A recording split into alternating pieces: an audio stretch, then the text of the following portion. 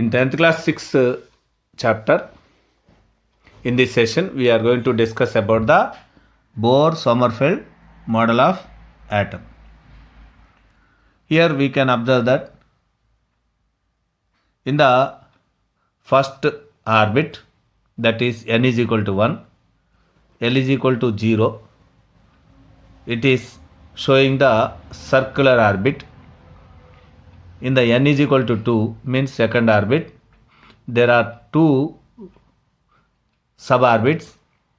One is circular, second is elliptical. In the third, there is one circular, two elliptical, and in the fourth, one circular and three elliptical suborbits. Actually, Bohr suggested the stationary orbits, and it could not explain the splitting of line spectra. Splitting of line spectra, that is known as the fine spectra. To overcome this, Sommerfeld assumed that in an orbit there may be suborbits which have a slight difference of energy levels. He called them the elliptical orbits. Means Sommerfeld suggested the elliptical orbits while retaining the first of Bohr's circular orbit. For the first orbit he added one, he could not add any elliptical orbits, but for the second orbit he added one elliptical orbit. Means in the second orbit there will be two levels. One orbit is circular and second is elliptical. In the third, there will be one circular and two elliptical orbits. In the fourth one, there will be one circular and three elliptical orbits. He was guided by the fact periodic motion under the influence of a central force will lead to elliptical orbits with the force situated at one of the foci. Means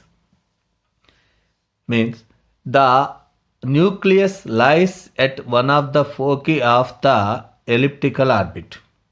To understand the elliptical orbits, you have to once again see the previous video in which I have drawn and explained about the elliptical orbit. Now, in an attempt to account the structure of line spectra, the Sommerfeld added the elliptical orbits. Bohr-Sommerfeld model, though successful in accounting for the fine line structure of hydrogen atomic spectra, but it does not provide a satisfactory picture of the structure of atom. Means it explained the structure of hydrogen, but it could not explain the structure of atom in general. Means for all the other elements. This model failed to account for the atomic spectra of atoms for more than one electron, and it could not explain why the electrons revolve in the stationary orbits. Quantum mechanical model of an atom explained this one successfully. What is quantum mechanical model? Do the electrons follow defined paths around the nucleus? If the electron revolve around the nucleus in defined paths or orbits, the exact position of the electron at various times will be known. But one thing we have to keep in our mind, that electron is a smallest particle. It is a smallest particle. It is not visible to our naked eye. And if we want to see an object, we focus the light on it. If it is in the dark, the object is not visible. To see it, we focus the light with a torchlight or anything else. The light from that object reflects and reaches our eye, and then we get the idea of that object.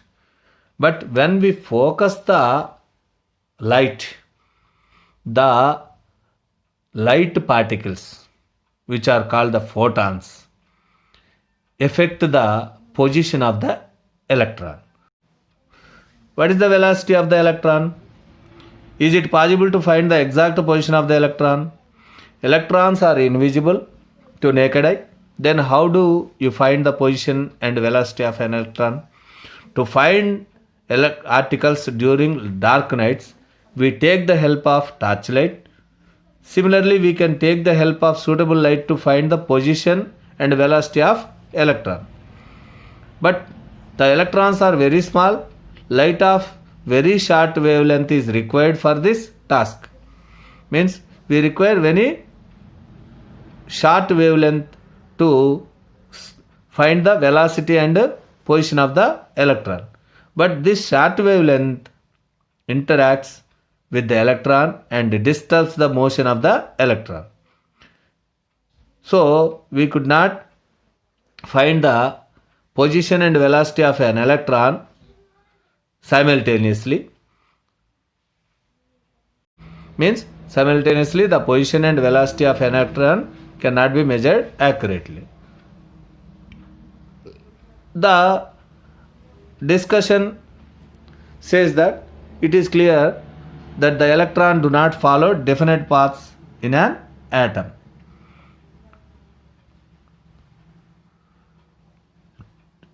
Do atoms have a definite boundary as suggested by Bohr's model? If the electrons are disturbed in orbits around the nucleus, this means that the atom does not have a definite boundary. Means the boundaries are not definite to the atom. As a result, it is not possible to pinpoint an electron in an atom. Under these circumstances, in order to understand the properties of electrons in an atom, a quantum mechanical model of atom was developed by Erwin Schrödinger. According to this model of an atom, instead of orbits of Bohr's model, the electrons are thought to exist in a particular region of space around the nucleus at a given instant of time. Means we can say the region where the electron can be found, but we could not pinpoint the position of the electron. The region of space around the nucleus where the probability of finding the electron is maximum is called an orbital, and the region where the electron could not be found is called the nodal plane.